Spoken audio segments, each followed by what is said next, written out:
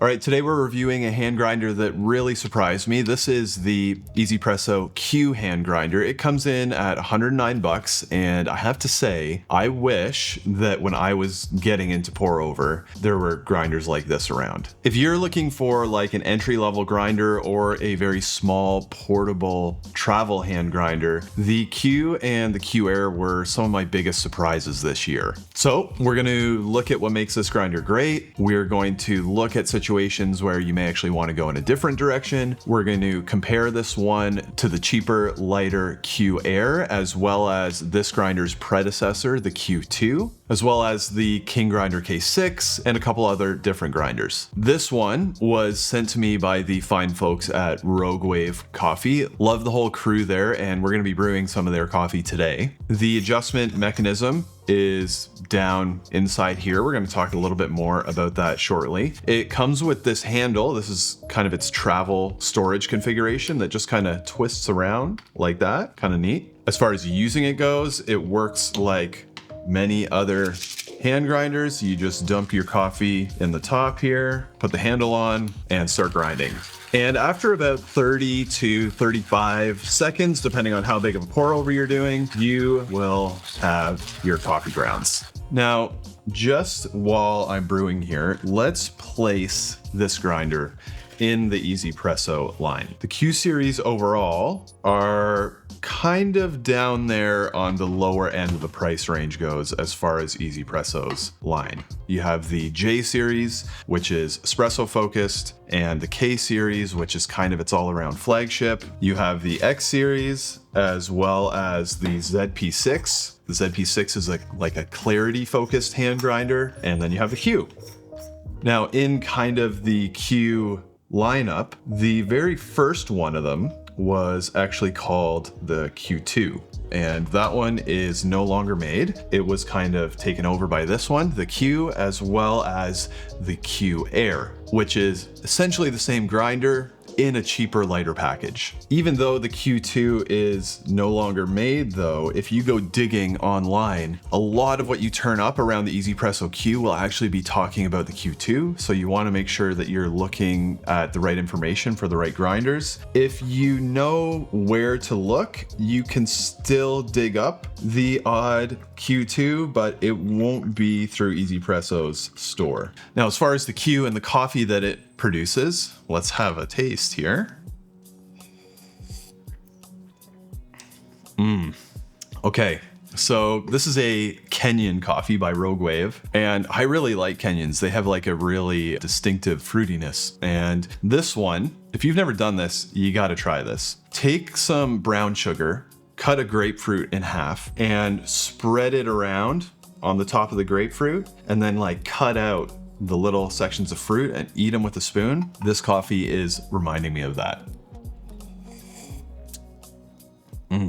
Interesting. As it's cooling down a little bit, I'm getting a little bit of stone fruit. Like a subtle peachiness.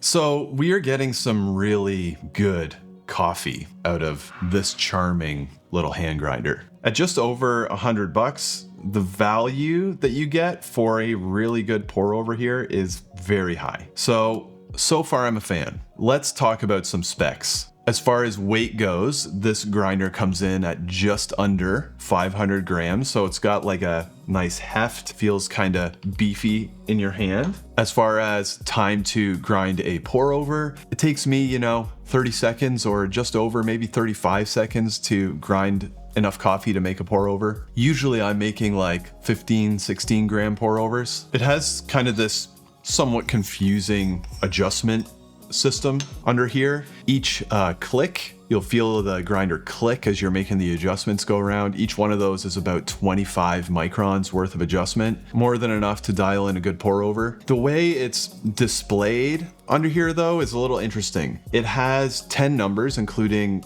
0, but each number is separated into like 3 clicks. Combined with that, you often need to go more than 1 revolution around to do pour overs. So unless you're counting clicks individually, you end up memorizing grind settings by this 3-number system that 1Zpresso recommends. First number is number of revolutions. Second number is the number that's on the dial. And then the third number is the number of clicks, 0, 1, 2, between each number. Not the most intuitive. Compounding that issue, the numbers somehow count up as you go finer, which is the opposite of what most grinders do. So that just kind of adds to the confusing nature of memorizing your adjustments on here. 1Zpresso users will say you get used to it, which you do, kinda, but it is a little bit of a mind bender if you are trying to remember your adjustment settings and you're feeling like you're counting backwards and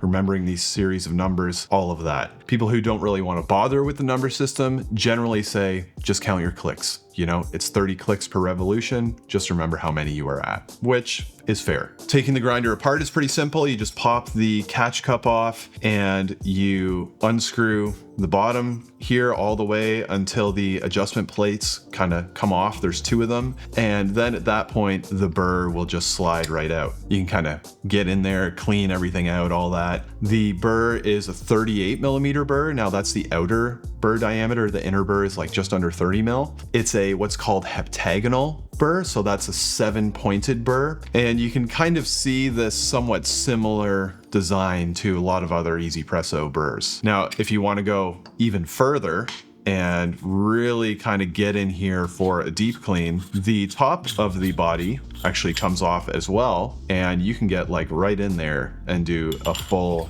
deep clean on this thing. That top is reverse threaded though, so if you're really struggling with that, that might be why. To put it back together, you just do all that stuff in reverse. Now, one thing to really pay attention to, the axle on here is a dual slotted axle. And what that means is you can put the adjustment plates on in one of 2 orientations. You can either put it on one way, it will also go on flipped 180 degrees. And if that happens when you're putting it back together and it goes on a different way than you took it off, that can actually offset your 0 point by a half revolution or about 5 numbers. Really throw off your grind setting, really kind of can be a frustrating experience if you don't know what to look for. My suggestion is, before you take it apart, tighten that adjustment all the way. Maybe note your grind setting first so you can kind of come back to where you were doing pour overs when you're all done, but tighten it all the way. Kind of check and see where that axle stops rotating freely, and that will be your 0 point. Now, when you take it apart, do your thing, clean it, put it back together. If the little dot on the little clicker there is halfway around, take it apart, turn everything 180 degrees and put it back together, and your 0 point should be in the same place. If that 0 point is not actually on the 0, then 1Zpresso says, don't worry about the 0, just consider whatever number it landed on as your 0 point. Again though, on a day-to-day basis, usually you're just going coarser or tighter by a couple clicks, so not really the end of the world. The grinder doesn't really retain much of any coffee in there anyways, so cleaning, taking it apart, it's not something you need to be doing regularly to enjoy really good cups of filter coffee. Now, as far as espresso goes, technically, these grinders can grind for espresso. I don't think that I would recommend that if espresso is going to be a primary use case for you. It takes around about a minute to grind for espresso, which is not terrible. But as far as fidelity goes, that means like how fine of an adjustment do you have to get the sweet spot? I was finding these grinders lacking a little. You know, in between clicks, I could get anywhere from like 5, 6, 7, in some cases even like up to 10 seconds difference in shot time between clicks. That's really just not quite enough adjustment to dial in a sweet spot on espresso. If it's just an occasional thing, sure, can do it. Not going to be the best experience if you're doing that a lot. Filter though, again, fantastic.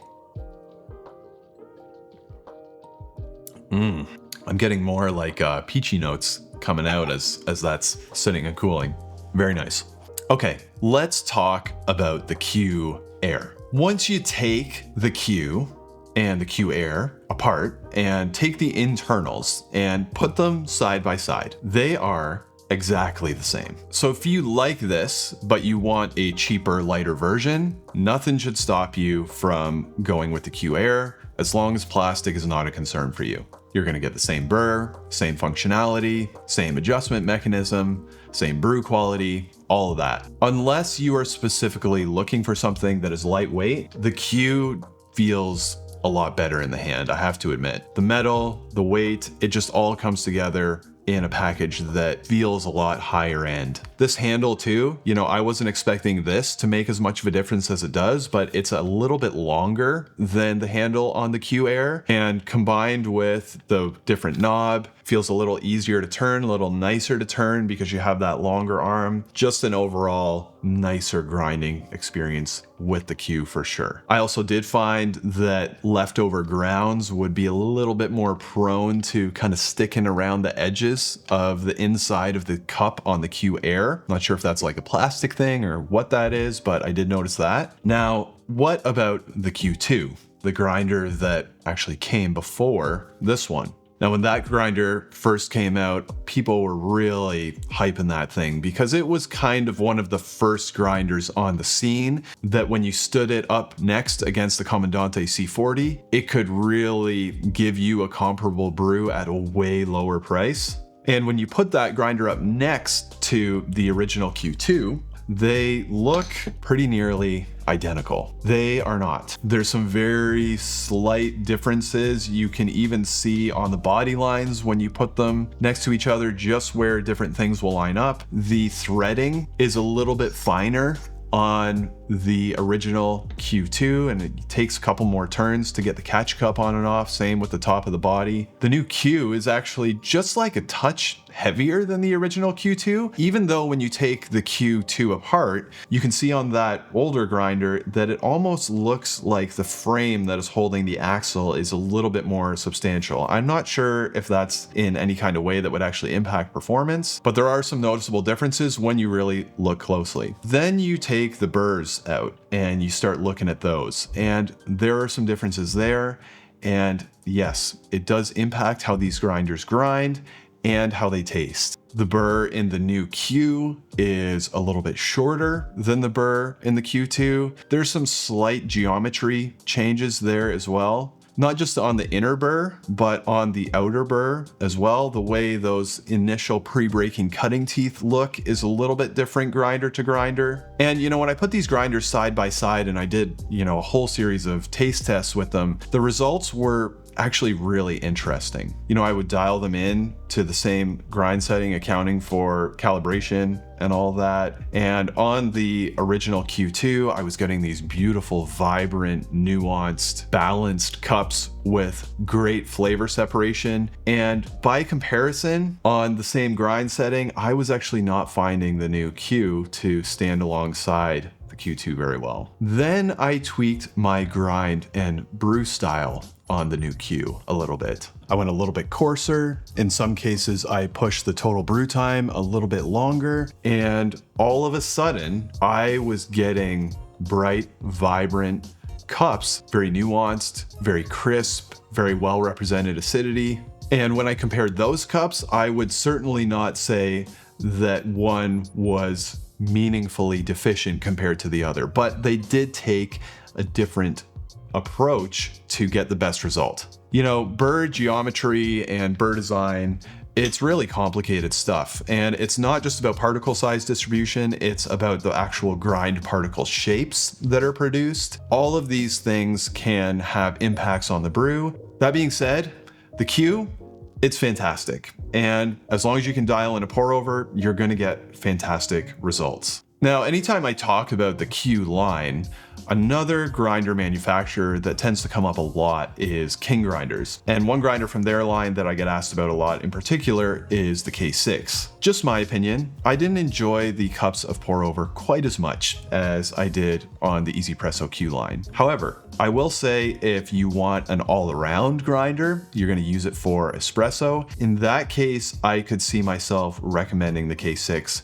over the 1Zpresso Q. There's just more fidelity there on espresso, makes it a lot more usable. Now, other people have asked me about the Kingrinder P series, and I actually don't have those to test, but I may review those in the future. And compared to a COmandante C40, I found that grinder to be even more balanced and maybe a little bit more nuanced than the Q. Still though, some of those grinders are like 3 times the price of this little guy. So the fact that this grinder can even hold its own when brewing against some of those other grinders is pretty impressive. Low cost, compact, fantastic brew quality. What's not to love? There are a couple negatives that you should consider if this is a grinder that you're thinking about. Number one is its capacity, which is kind of the shadow side of its small compact size, to be totally honest. You know, for me, I do 15, 16 gram pour overs, and it feels like that really is like a sweet spot for this grinder. I don't really have any issues with capacity when doing that. 20 grams, it's starting to feel pretty full, and 25, sometimes you can get 25 grams in there if you kind of just put the handle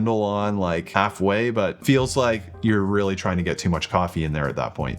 If espresso is a primary consideration for you, again, I would probably point you in a different direction for that. And this handle, you know, feels a lot better to grind with, but I'll tell you, you definitely want to be folding it up when you're done with it, because if you leave it out like this, it is really top heavy and it's going to be falling over all the time. One other consideration, you know, a lot of people are seeming to lean these days to external adjustment collars as their preference, which totally makes sense. I love those too. The internal adjustment here, you know, at the price point of this grinders, that's kind of par for the course and it doesn't really bug me too much. What does bug me though is this adjustment system.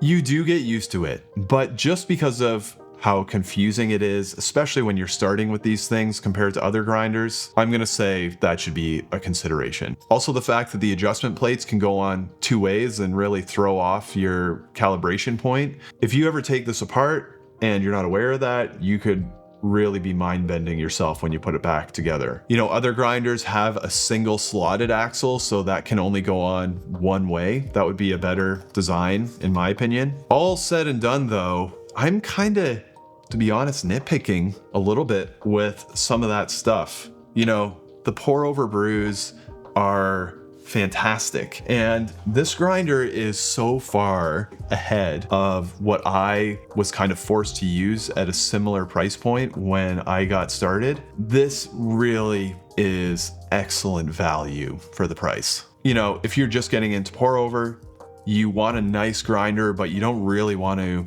break the bank. This is a grinder that you will get a lot of life out of. You're not going to feel like you are really outgrowing it after a couple of years of use. Even if you're a seasoned pour over person with like a lot of experience and you're looking for a hand grinder that's very compact and you can take along with you, you know, if you pick up one of these things and you're brewing with it, you're really not going to be feeling like you're leaving a lot on the table by using it. Just as really solid, good, light package and not a ton of money.